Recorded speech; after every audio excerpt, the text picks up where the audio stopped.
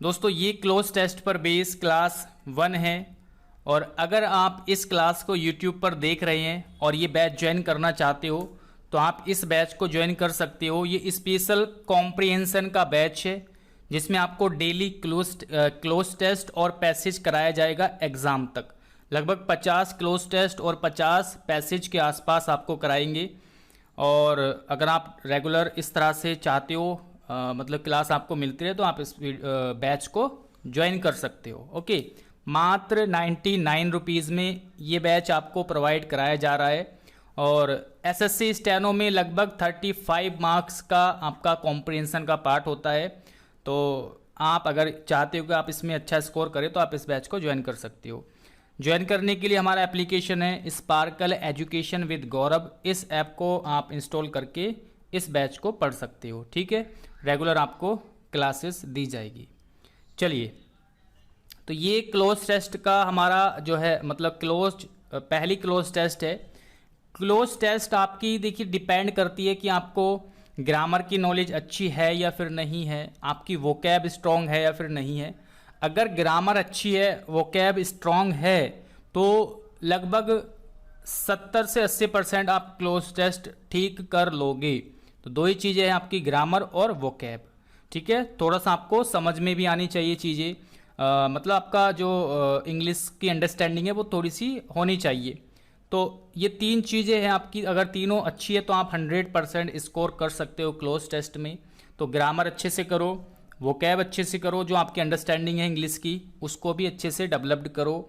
तो उसके लिए आप डेली रीडिंग करोगे तो आपको इंग्लिश की थोड़ी सी अंडरस्टैंडिंग बढ़ेगी। ठीक है, जो कॉम्प्रिहेंशन होता है इंग्लिश का वो आपकी अंडरस्टैंडिंग पर बेस होता है कि आपको पढ़ने के बाद उसको कितना आप समझ पा रहे हो, है ना, पैसेज को या क्लोज टेस्ट को। तो वो चीज़ें आपकी होनी चाहिए।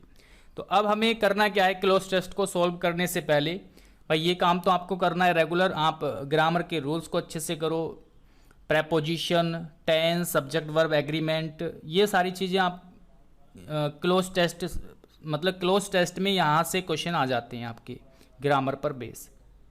दूसरी चीज़ ये है कि आपकी वोकैब अच्छे से होनी चाहिए। भाई वोकैब अच्छे से होगी तो आप आराम से मीनिंग निकाल पाओगे क्लोज टेस्ट का और मीनिंग के अकॉर्डिंग आप ऑप्शन को चूज़ कर पाओगे।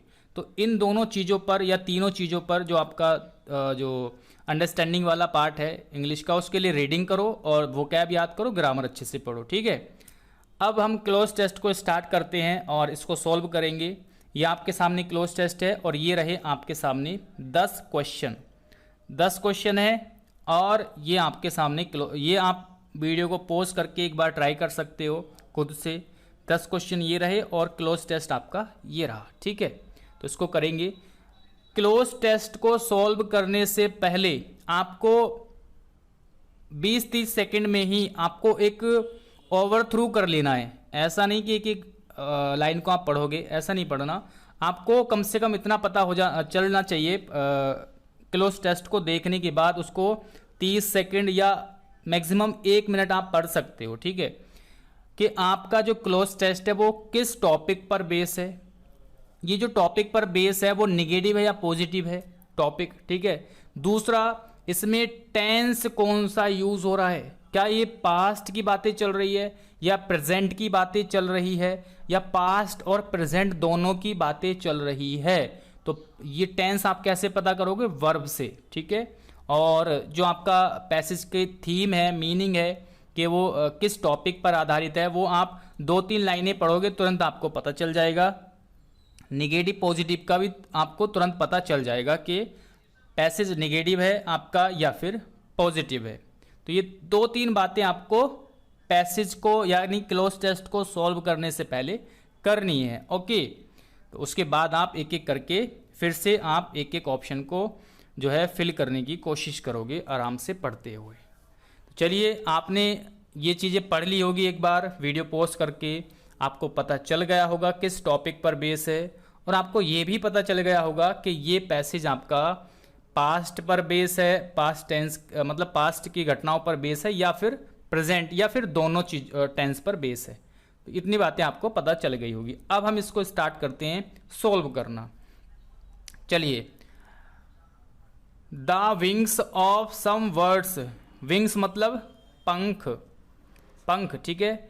यानी कुछ पक्षियों के पंख आर सो स्मॉल, कि इतने स्मॉल होते हैं, इतने छोटे होते हैं, दैट की दे आर फॉर फ्लाइंग। अब मुझे आप एक बात बताएंगे, आपने ग्रामर देखिए, ग्रामर का रूल कैसे आपको अप्लाई करना है, यहाँ पर कैसे ये मार्क्स देगा आपको। आपको पता है कि सो का यूज हम निगेटिव सेंस में करते हैं, कि सो स्मॉल, कि इतने छोटे हैं कि वो क्या नहीं कर सकते, फ्लाई नहीं कर सकते। निगेटिव वाला सेंस हमें यहाँ पर लेना है। अब ऑप्शन में देखते हैं कि निगेटिव वाला सेंस आपका ऑप्शन कौन सा है। यूजलेस, यूजफुल, पॉजिटिव हो गया, आप कट कर सकते हो। बेनिफिशियल, लाभदायक, यूजफुल क्या हो गया आपका, प्रयोग करने योग्य, ठीक है, यानी प्रयोग करने योग्य। और ये हो जाएगा आपका लाभदायक, लाभदायक, दोनों ही क्या है आपके अभी पॉजिटिव। सूटेड मतलब सुटेबल, है ना, सूट करना, ये भी पॉजिटिव में है।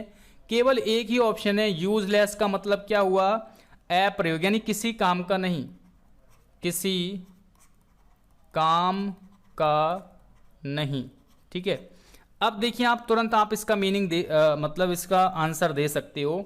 सो स्मॉल, के इतने छोटे हैं, तुरंत आपको पता चल जाना चाहिए कि आगे कुछ ना कुछ नेगेटिव बात होने वाली है। और ये पॉइंट आपको कहाँ से मिल सकता है, ग्रामर से।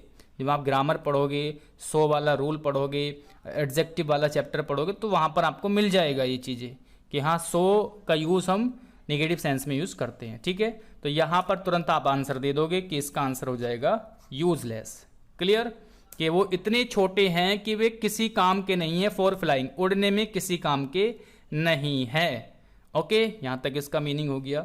अर्लियर, अर्लियर की बात चल रही है।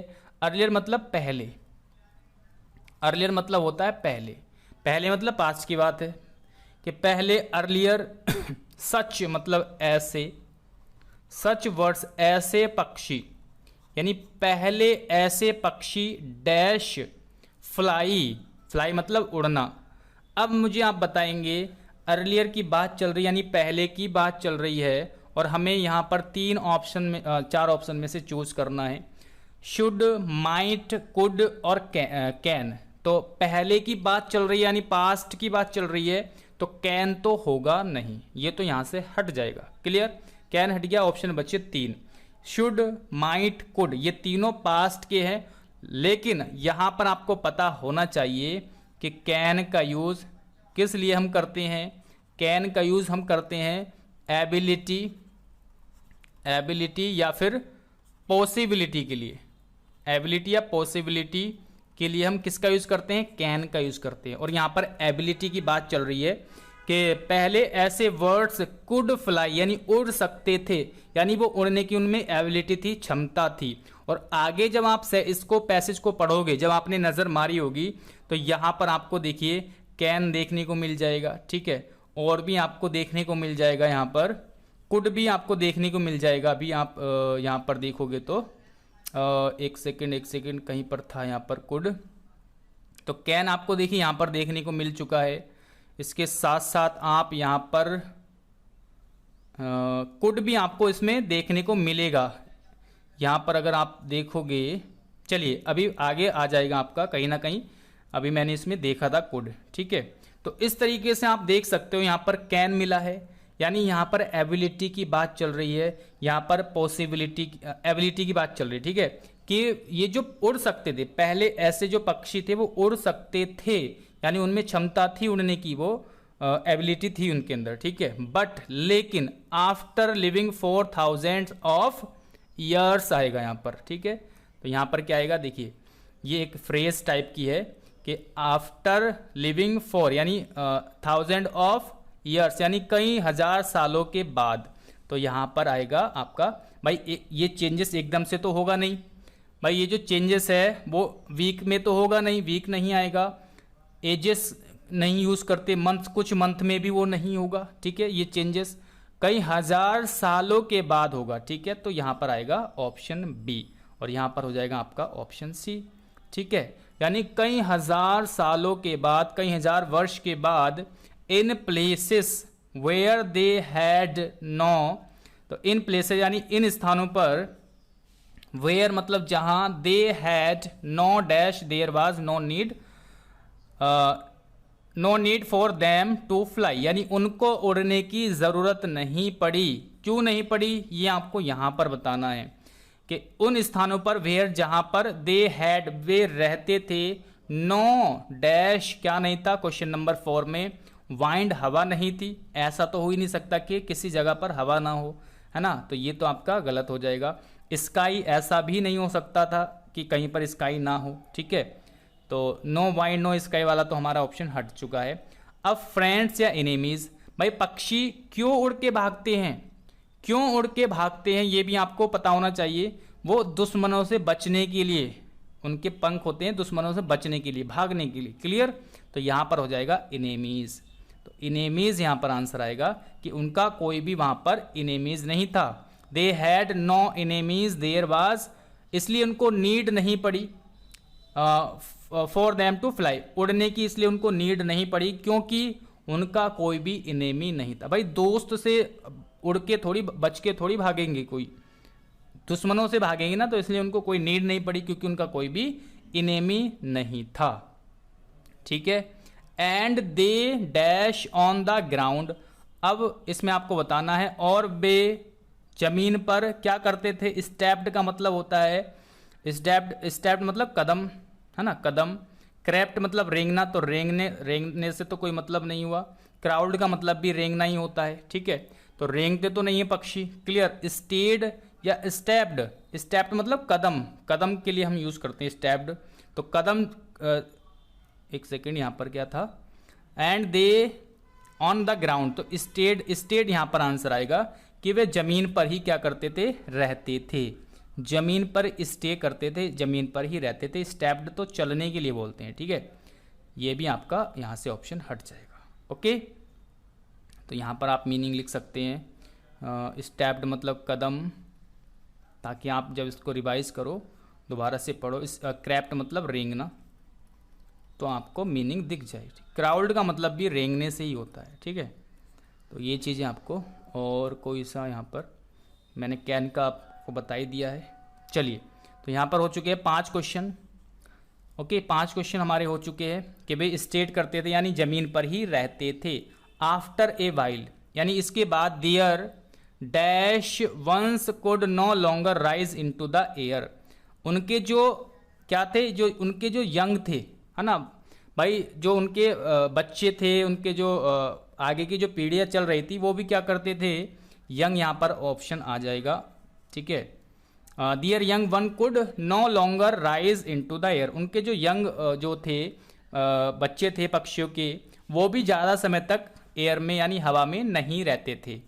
द ओस्ट्रिक यानी जो शतुरमुर्ग होता है, रिया एक पक्षी का नाम है, emu and cassowary dash fly, तो इसमें आपको बताना है क्या आंसर आएगा, कैन नॉट, कुड या फिर वुड या शुड। देखिए यहाँ पर वुड और शुड की बात तो मतलब आएगा नहीं दोनों में से, कैन और कुड का ही आप यूज़ करोगे क्योंकि एबिलिटी की यहाँ पर बात चल रही है। आगे भी कैन आप देख सकते हैं, ठीक है। तो यहाँ पर आपको बताना था ostrich, rhea, emu and cassowary dash fly, तो अभी वो उड़ सकते थे या फिर नहीं उड़ सकते थे, ये आपको बताना है। और ये कैसे पता चलेगा, आगे जब आप पढ़ोगे भाई। बट मैंने आपको बताया था कि बट जो है, हाँ कंजंक्शन वाले उसमें बताया था, क्लास में बताया था मैंने कि बट दो अपोजिट चीज़ों को जोड़ता है, एंड दो सेम चीज़ों को जोड़ता है, बट दो अपोजिट चीज़ों को। तो यहाँ पर आपको बताना है कि वो उड़ सकते थे, भाई दो तो ऑप्शन हमने हटा ही दिए, या तो यहाँ पर कैन नॉट आएगा या फिर कुड का यूज़ करेंगे, ठीक है। They can run fast on their long, अब देखिए यहाँ पर कैन की बात चली है, यानी ये तो आपका प्रेजेंट का हुआ, तो यहाँ पर भी प्रेजेंट का यूज़ करेंगे, तो यहाँ पर आ जाएगा प्रेजेंट में कैन नॉट, एक ही ऑप्शन है यहाँ पर, कुड नहीं, कुड हो जाएगा पास्ट का, हमें प्रेजेंट का चाहिए, क्लियर। यानी ये जो पक्षी है कुड नॉट फ्लाई, उड़ नहीं सकते थे, उड़ नहीं सकते, but they can run fast, लेकिन तेज दौड़ सकते हैं। दियर लॉन्ग स्ट्रॉन्ग लेग्स, अपनी लंबी मजबूत टांगों से वह तेज दौड़ सकते हैं। भाई यहाँ पर तो पॉजिटिव हो गया, देखिए वह तेज दौड़ सकते हैं, लेकिन यहाँ पर क्या आएगा हमारा निगेटिव होगा, क्योंकि बट से जुड़ा हुआ है कि वह उड़ तो नहीं सकते, मतलब उड़ नहीं सकते हैं लेकिन तेज दौड़ सकते हैं। तो दोनों अपोजिट सेंटेंस हो गए ना, ठीक है। ओके, चलिए आगे बढ़ते हैं। ऑस्ट्रिक्स डैश, आठवां आपको बताना है क्वेश्चन, लिव्ड, लिव या हैड लिव्ड या यूज टू लिव। तो यूज टू का कोई मतलब नहीं है यहाँ पर। अब आपको देखना है कि यहाँ पर प्रेजेंट की बात चल रही है या फिर पास्ट की बात चल रही है। तो यहाँ पर देखिए ostrich dash in Africa and are, देखिए आर का यहाँ पर यूज हुआ है, तो इसका मतलब ये है कि यहाँ पर प्रेजेंट की बात चल रही है कि ostrich dash in Africa and are found on the grassy place, कि वह ग्रेसी प्लेस पर पाए जाते हैं, यानी प्रेजेंट की बात चल रही है। तो अब मुझे बताएंगे इन ऑप्शन में प्रेजेंट कौन सा है। केवल एक ही प्रेजेंट है, ये आपका पास्ट हो जाएगा, ये भी आपका पास्ट हो जाएगा। देखिए काफ़ी सारे क्वेश्चन आपने टेंस के थ्रू ही कर लिए, ठीक है, टेंस के थ्रू ही काफ़ी सारे क्वेश्चन इस क्लोज टेस्ट में आप कर चुके हैं। केवल एक ही है यहाँ पर प्रेजेंट में, वो है बी ऑप्शन। ओके, चलिए ये क्या है आपका प्रेजेंट है और ये आपकी क्या हो गई पास्ट है, ये भी आपका पास्ट है। तो पास्ट का हमें नहीं चाहिए, प्रेजेंट में चाहिए, ठीक है। तो ये हमारा ये हो चुका है कि ऑस्ट्रिक लिव इन अफ्रीका, के ऑस्ट्रिक्स जो है अफ्रीका में रहते हैं, एंड और are found on the grassy places, और पाए जाते हैं घास के जो प्लेसेस होते हैं वहाँ पर। डैश यहाँ पर आपको बताना है, they live along with big group of zebra, वे अपने जो है बिग ग्रुप यानी बड़े ग्रुप में रहते हैं जेब्रा के। तो 9 में आपको बताना है वैन या वेयर, बिकॉज, सो दैट। तो यहाँ पर आपको देखिए स्थान की बात चल रही है, प्लेस की बात चल रही है, तो प्लेस के लिए एक ही वर्ड है वेयर, ठीक है। वेयर का भाई एंटीसीडेंट के अकॉर्डिंग तो यहाँ पर आएगा, तो यहाँ पर वेयर यूज करेंगे प्लेस के अकॉर्डिंग। ओके, बिकॉज नहीं होगा, वैन नहीं होगा, सो दैट नहीं होगा। तो ये देखिए ग्रामर के ही बेस पर आपने लगभग 7 से 8 क्वेश्चन सोल्व कर ली। मेरे ख्याल से सारे आपके ग्रामर के बेस पर ही हो चुके हैं, इसमें वो कैप का कुछ रोल भी नहीं हुआ। और ये सीजीएल का वो है आपका मेंस का, सीजीएल मेंस का क्लोज टेस्ट है, ठीक है। आगे है the rhea looks like the ostrich, rhea जो है ऑस्ट्रिक की, लुक्स लाइक मतलब किसी की तरह दिखना, तो लुक्स लाइक मतलब ऑस्ट्रिक की तरह दिखता है। अब यहाँ पर आपको बताना है क्वेश्चन 10 में even though, but, in spite of या एंड, इसमें आपको बताना है क्या रहेगा, ठीक है। कि रिया जो है, जो पक्षी है रिया, वो ऑस्ट्रिक की तरह दिखता है, dash it is smaller and has 3 toys on each feet, कि इसके प्रत्येक पैर में 3 टॉयज है, वाइल द ऑस्ट्रिक, जबकि ऑस्ट्रिक के हैज़ ओनली 2, ऑस्ट्रिक के 2 हैं। अब आप मुझे बताइए, उसने कहा कि वो ऑस्ट्रिक की तरह तो दिखता है लेकिन इसके पैर में 3 टॉयज हैं, जबकि ऑस्ट्रिक के तो 2 ही होते हैं। तो यहाँ पर अपोजिट हो गया ना ये भाई। यहाँ पर तो उसने कहा कि सेम दिखता है और आगे एक पॉइंट बताया कि उसके 3 पैर होते हैं, तो यहाँ पर ऑस्ट्रिक के 2 होते हैं और इसके 3 होते हैं, तो अपोजिट स्टेटमेंट हुआ, अपोजिट हो गए दोनों सेंटेंस आपके। यहाँ पर सेम बताया है और यहाँ पर एक डिफरेंस उसने बता दिया, ठीक है। तो यहाँ पर हम यूज़ करेंगे बट का, 2 अपोजिट चीज़ों को जोड़ने के लिए बट का यूज़ करते हैं, ठीक है। तो सारे क्वेश्चन आपके ग्रामर पर बेस हो गए, तो यहाँ पर आ जाएगा बट, ठीक है। यानी जो रिया है looks like the Austric, Austric की तरह दिखता है, लेकिन इट इज़ स्मॉलर एंड, कि यह छोटा है, स्मॉलर यानी ऑस्ट्रिक से छोटा है, and has 3 toys on each feet, और प्रत्येक पैर में 3 टॉयज होते हैं इसके, जबकि ऑस्ट्रिक के तो 2 ही होते हैं। तो यहाँ पर देखिए एक तो यहाँ पर सिमिलर बताया है, दूसरा इसमें जो डिफरेंस है वो यहाँ पर बता दिया, तो दोनों अपोजिट हो गए। तो इस तरीके से आपके सारे के सारे क्वेश्चंस के आंसर बड़ी आसानी से ही आपको मिल चुके हैं, ठीक है। और ये लगभग आपके टेंस पर बेस ही जो है आपने आंसर दे दिए, सारे के सारे आंसर तो आपने टेंस पर बेस दिए हैं, ओके, 1-2 आंसर को छोड़ के। तो इस तरीके से आप टेंस को अच्छे से पढ़ो, मतलब ग्रामर को अच्छे से पढ़ो, दूसरा वोकैब अच्छे से करो, और जो इसके आपका कॉम्प्रिहेंशन की जो नॉलेज है उसको बढ़ाओ। ठीक है, कॉम्प्रिहेंशन की नॉलेज आपको बढ़ेगी जब आप उसको डेली रीडिंग करोगे। क्लियर? तो चलिए मिलते हैं जल्दी नेक्स्ट क्लास में। Thank you.